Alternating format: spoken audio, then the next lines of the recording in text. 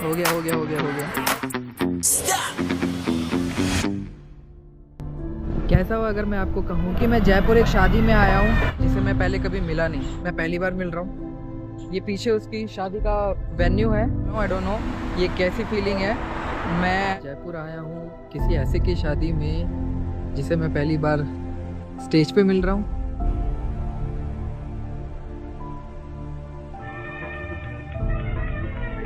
तीन साल पहले मैंने एक रैंडम डीएम किया, वो भी एक स्ट्रेंजर को।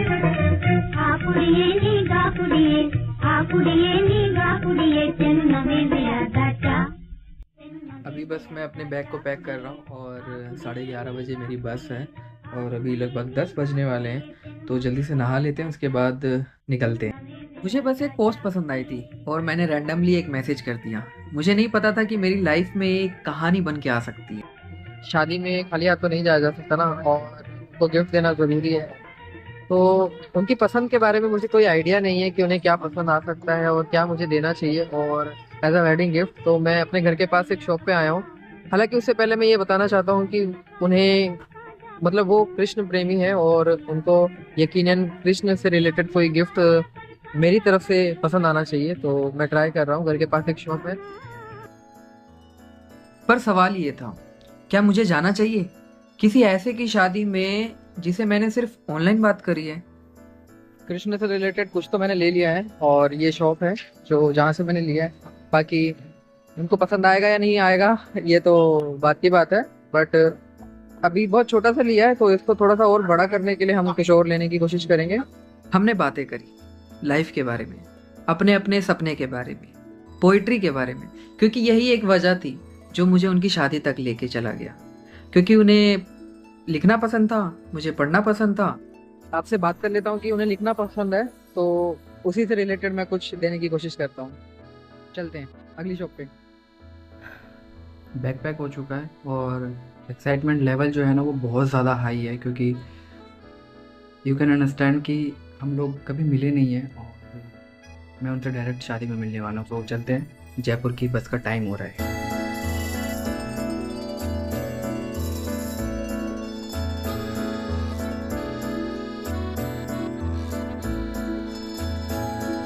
शायद सामने मेरी बस है। सोशल मीडिया से नए लोग मिलते हैं, पर क्या किसी रैंडम डीएम से रियल लाइफ इनविटेशन मिलता है? मुझे यकीन ही नहीं हो रहा था, क्या ये मजाक था या सच्ची कोई कहानी शुरू हो रही थी।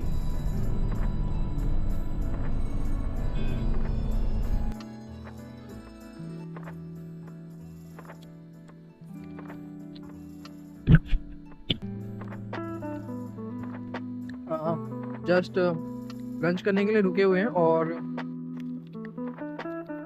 मुझे तो ये समझ में नहीं आ रहा कि मैं सबसे पहले मिलूंगा कैसे उनके साथ,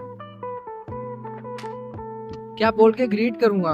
आई डोंट नो, कुछ भी ऐसा कुछ समझ में नहीं आ रहा है। Let's see.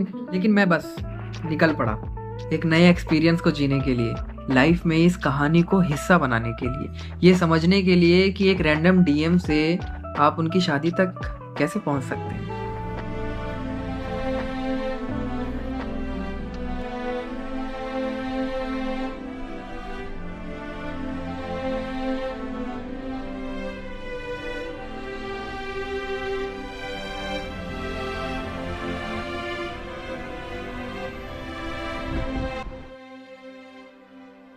फाइनली जयपुर में आ गया हूँ और वेन्यू की तरफ जा रहा हूँ। शादी के वेन्यू तक चलते चलते मेरे मन में ये ख्याल आना कि हमें सालों तो हो गए बात करते करते, 3 साल बीत तो चुके हैं, लेकिन आज वो दिन है जब हम पहली बार मिलेंगे।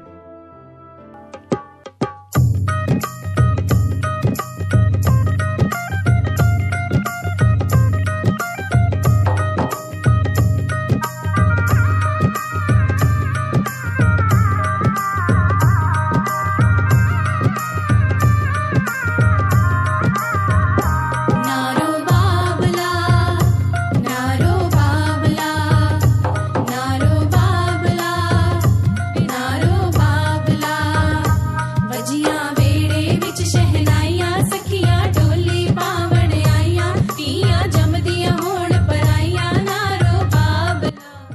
जो लास्ट शादी हुई होगी उसकी सफाई हो रही है, तो मुझे लगता है मैं शायद थोड़ा जल्दी आ गया।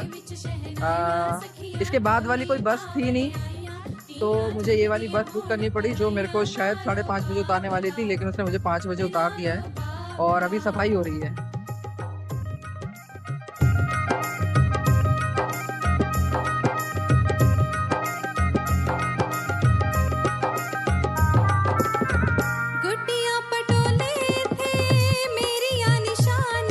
लेकिन आज मैं यहाँ हूँ एक एक्सपीरियंस को जीने के लिए, जो सिर्फ एक रैंडम डीएम मैसेज से स्टार्ट हुई थी।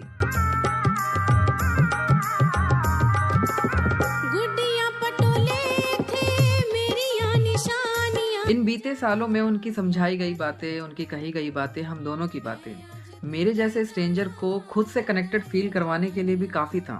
एक कॉमेडी हो गई यहाँ पे ना, मुझसे पहले भी यहाँ पे फोटोग्राफर्स पहुँच गए हैं और वीडियोग्राफर्स पहुँच गए और वो लोग मेरा इंटरव्यू ले रहे हैं सीरियसली। मतलब वो लोग पूछ रहे हैं क्या चार्ज कर रहे हैं आप लोग। मैंने बोला कि ना मैं दिल्ली से आया हूँ, बहुत एक्सपेंसिव रहता है मेरा शूट करते वक्त। जस्ट अभी अभी ख्याल आया कि कितना अजीब लग रहा है, मैं किसी को यहाँ पे जानता नहीं और मैं बस वीडियो बनाने में लगा हुआ हूँ, और जिस तरीके से वो यहाँ पे आएगी और शायद मुझे मिलने का टाइम भी नहीं मिलेगा, तो कैसे एक सोशल मीडिया हैंडल मुझे रियल लाइफ कनेक्शन दे सकता है। तो ऐसे कह सकते हैं कि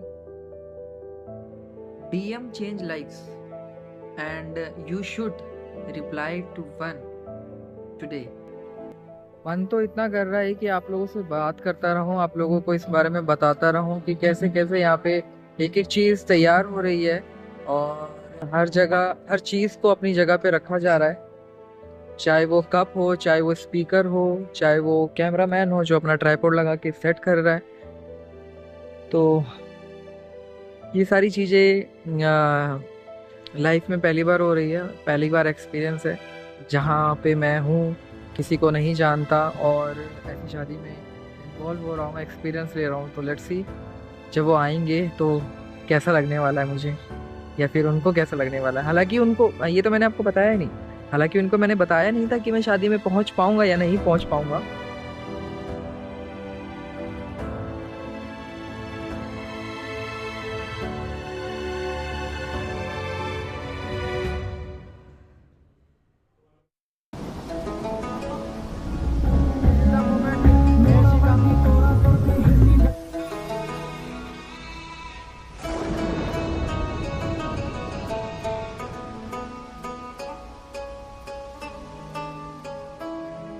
भी तेरी मैं भी तेरा रब्बा दिला विच तेरा। सिर्फ एक छोटे से मैसेज से स्टार्ट हुआ था सब कुछ, और मेरे लिए लाइफ की ब्यूटी सिर्फ इतनी सी है कि एक छोटी सी बात कितना बड़ा और कितना अच्छा महसूस करा सकती है।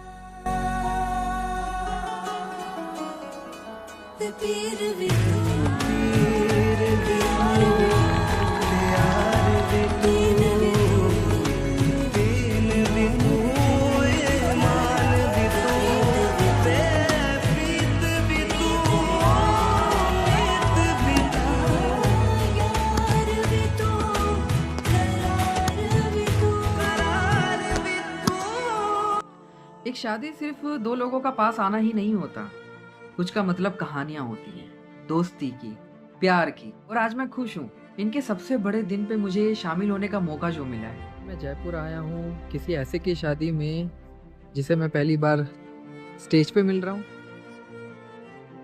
लिटरली मतलब मैं एज अ ब्राइड उसको देख रहा हूँ और इतना खुश हो रहा हूँ इस मोमेंट को एक्सपीरियंस करके कि हम लोग 3 साल बाद सीधा उनकी शादी पे मिल रहा हूँ।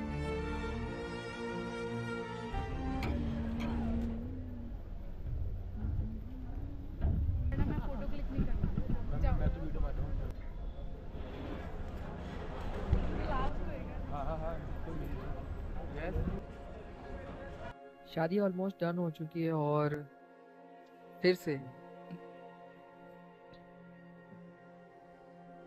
ये जगह खाली हो चुकी है। कभी कभी गुड बाय कहना मुश्किल होता है, जैसे कि उनको मैंने बताया नहीं कि मैं निकल रहा हूँ, मेरा बस का टाइम हो रहा है।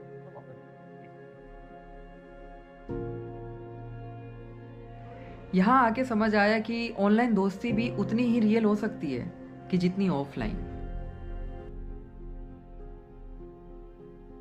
थोड़ी चीज़ें भारी हो जाती है ये बताने में कि आप क्या फील कर रहे हैं।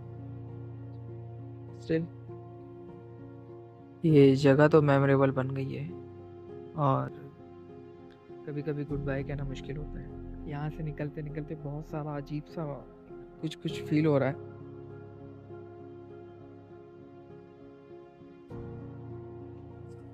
जो था इतना ही था।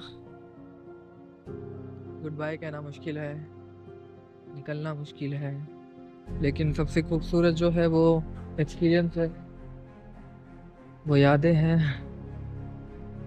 वो बातें हैं, ये कहानियाँ हैं जो हमने लिखी, जो मैंने जी। ये एक्सपीरियंस मुझे हमेशा याद रहेगा। थैंक यू मुझे बुलाने के लिए, अपने सबसे बड़े दिन में मुझे शामिल करने के लिए। Congratulations for your wedding. और आप सुन रहे थे रवि को। Goodbye. Good bye.